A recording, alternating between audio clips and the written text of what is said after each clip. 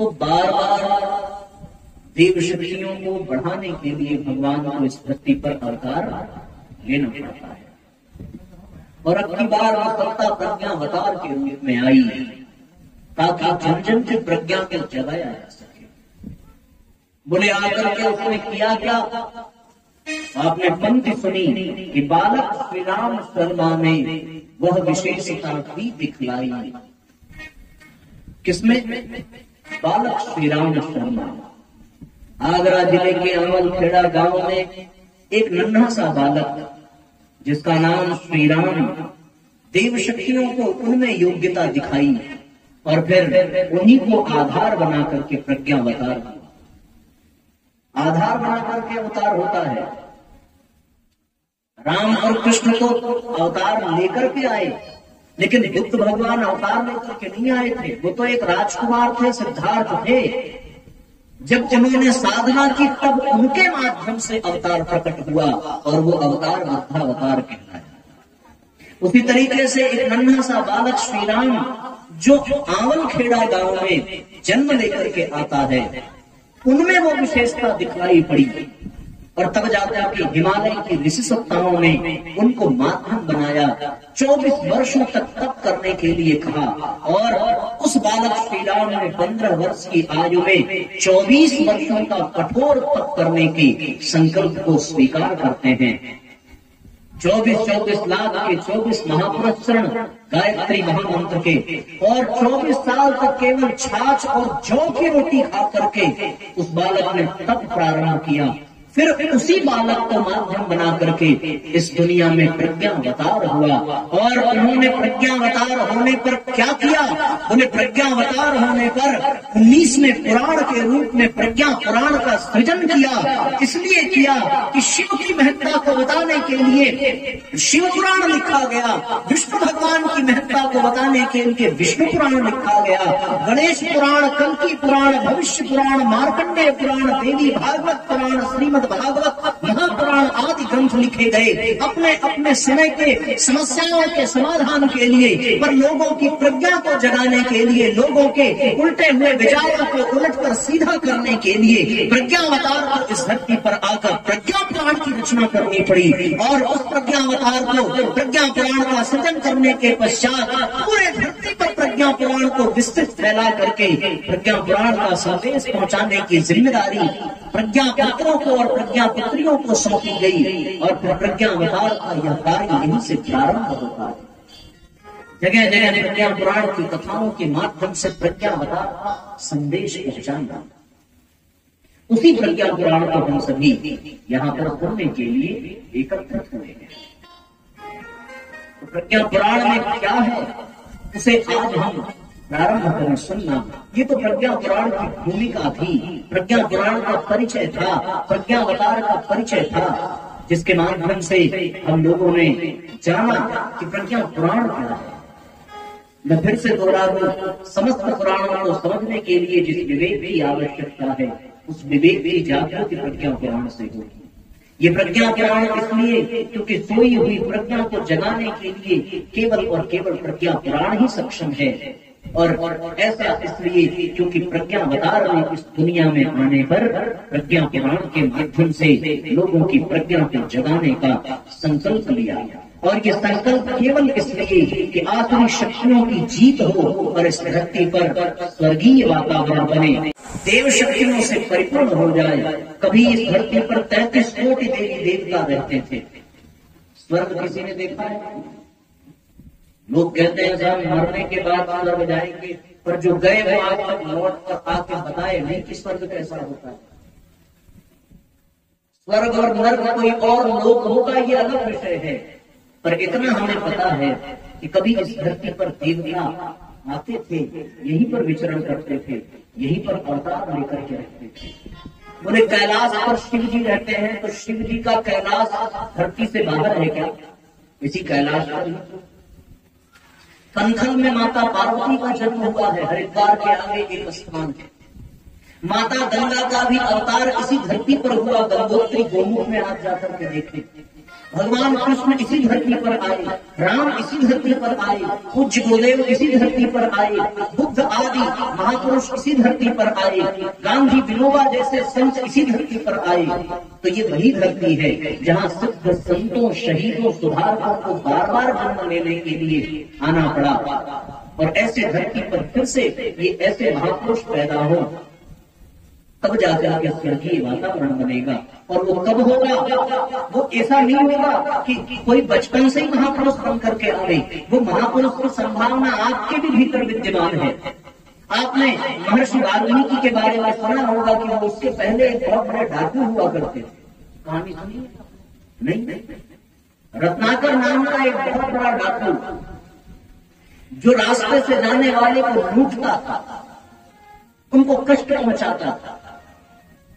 लेकिन जब उनकी प्रज्ञा जगी और नारद जी ने उनको ज्ञान प्रदान किया, तो फिर वही रत्नाकर डाकू तपस्या करते हुए ब्रह्मर्षि वाल्मीकि बन जाता है। ये कैसे संभव हुआ? केवल और केवल उनके भीतर के महान पुरुषत्व को जागृत कर दिया गया और वो जाग गए। तो फिर इसी तरीके से हमारे बीच में भी महापुरुष बनने की संभावना विद्यमान है। हम भी बन सकते हैं, हम भी उस तत्व को धारण कर सकते हैं।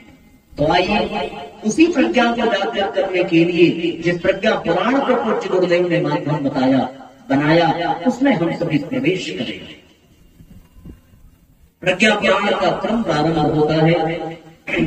कथा कुछ इस प्रकार है कि एक बार नैमिषारण्य तीर्थ क्षेत्र में समस्त ऋषियों ने सत्संग किया।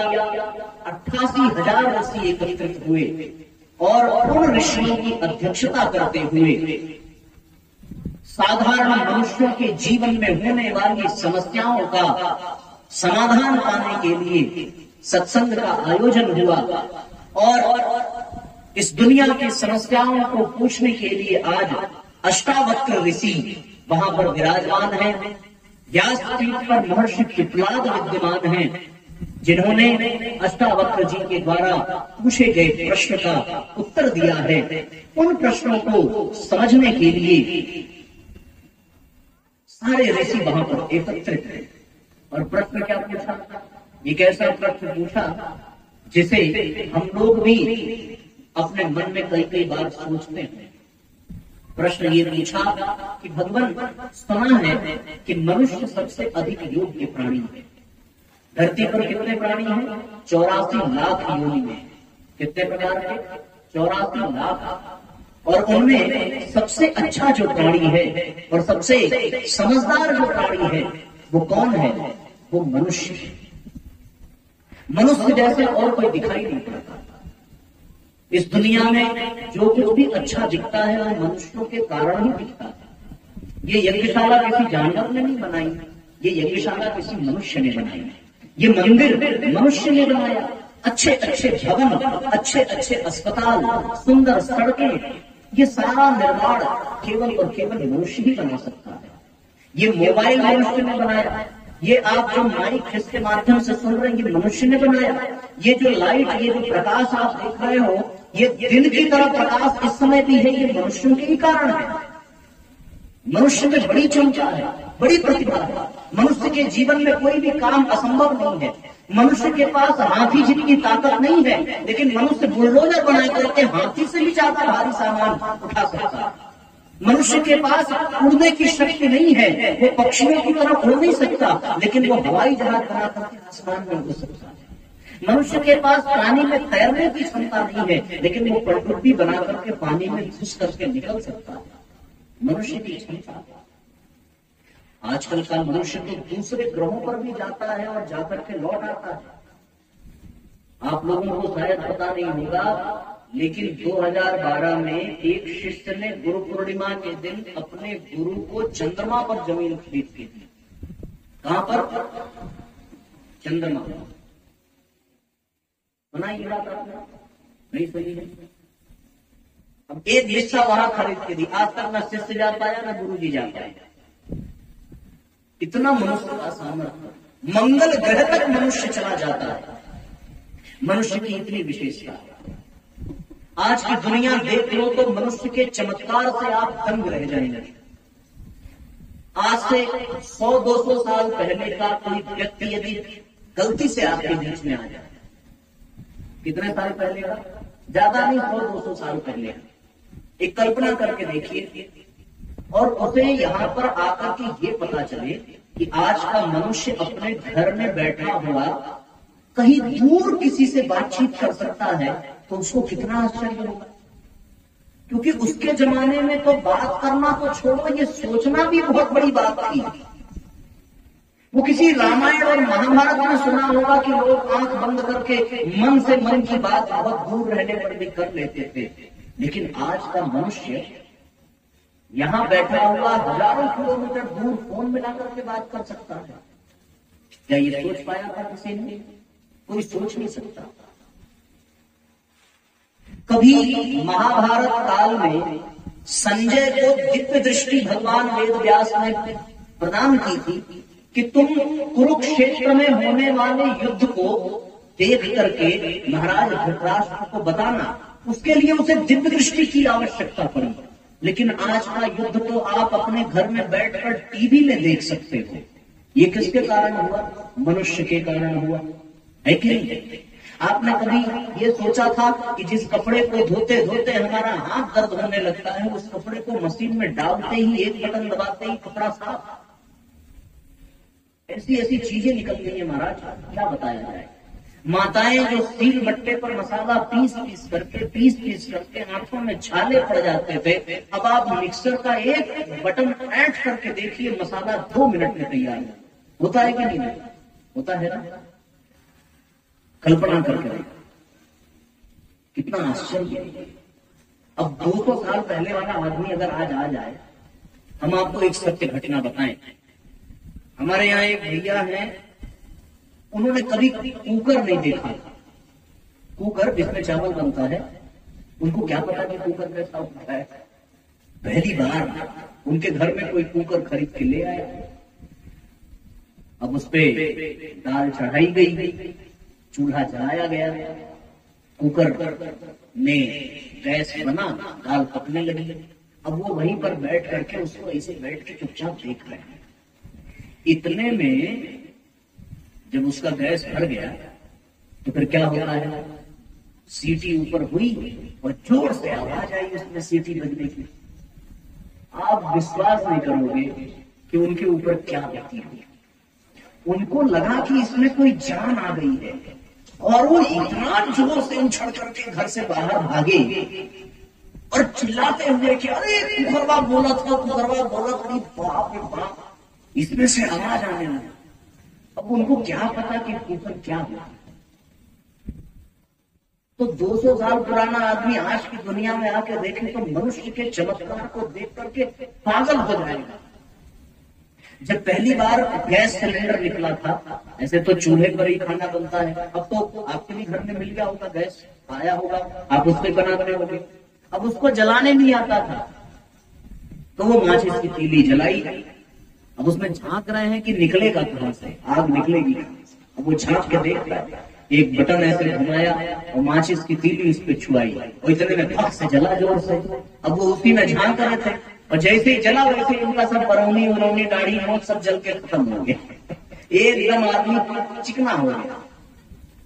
ये उन्हीं की मैं बात बता रहा हूं, मैं नाम नहीं लूंगा, पर साथियों ये चमत्कार ही तो है। लोग कहते हैं साहब कि रावण अपने समय में झाड़ू लगाने का काम पवन देवता से कराता था, पवन देवता को वो अपने वश में कर लेता है। तो मैं निवेदन ये कर रहा था कि कभी हम लोगों ने पुराणों में सुना है कि लोग पवन देवता की शक्ति प्राप्त कर लेते थे, अग्नि देवता को अपने वश में कर लेते थे। आज का मनुष्य भी इन देवताओं को अपने वश में कर लिया है। आप केवल एक बटन दबाइए, पवन देवता हवा देने लगेंगे ना? गलत नहीं कह रहे हैं। आप केवल टोटी का एक ढक्कन घुमाइए, जल देवता तुरंत प्रकट हो जाएंगे, बिना किसी मंत्र के, बिना किसी तपस्या के। मैं सत्य कह रहा हूं। आज अग्नि देवता मनुष्य के वश में हो गए हैं। माचिस की एक तीली आपने रगड़ा कि अग्नि देवता प्रकट हो गए।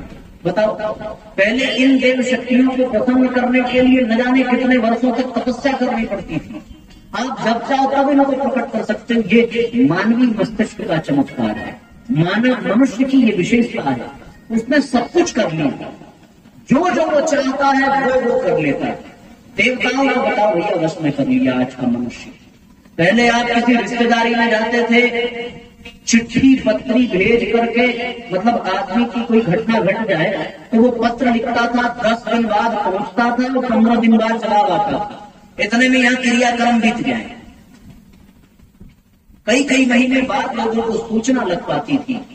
लेकिन आज तो एक मिनट में आपने फोन घुमाया और कई किलोमीटर दूर आपकी सूचना तुरंत पहुंच जाती है। तो है ना मनुष्य के पीछे चमत्कार, कितना कलाकार है ये मनुष्य। आज भगवान मनुष्य को देखता होगा तो वो बहुत प्रसन्न होगा, इतनी सामर्थ्य।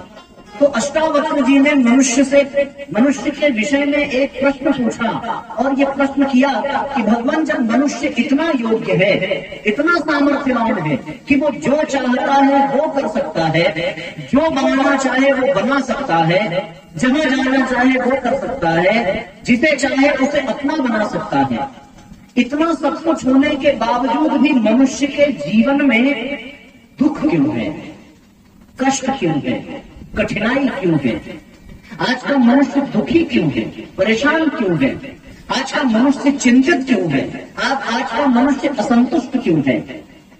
क्योंकि इतनी योग्यता होने के बाद तो उसे प्रसन्न रहना चाहिए, उसे मस्त रहना चाहिए। लेकिन आज का मनुष्य इतना सब कुछ होने के बावजूद भी जहां देखो वहीं पर बीमार पड़ा रहता है। बल्कि पहले के लोग बहुत ज्यादा हट्टे कट्टे और स्वस्थ हुआ करते थे, लेकिन आजकल के लोग स्वस्थ नहीं होते। आजकल के लोगों की स्थिति ये है कि वो उनको 10-15 सीढ़ियां जल्दी से चढ़ा दी जाए तो वो हांफने लगेंगे, उनका स्वास्थ्य ठीक नहीं रहता। आज हर घर में सर्दी, खांसी, बुखार, जुकाम, मलेरिया, टाइफाइड, ये सारे रोग होते ही होते हैं, जबकि मनुष्य स्वस्थ रहने के लिए क्या क्या व्यवस्था नहीं करता। स्वास्थ्य की दृष्टि से कितना ज्ञान हो गया। पहले इतने अस्पताल नहीं थे, पहले इतने डॉक्टर नहीं थे, पहले इतना ऑक्सीजन टैंक नहीं था, पहले वेंटिलेटर नहीं था, पहले ऑपरेशन थिएटर नहीं था।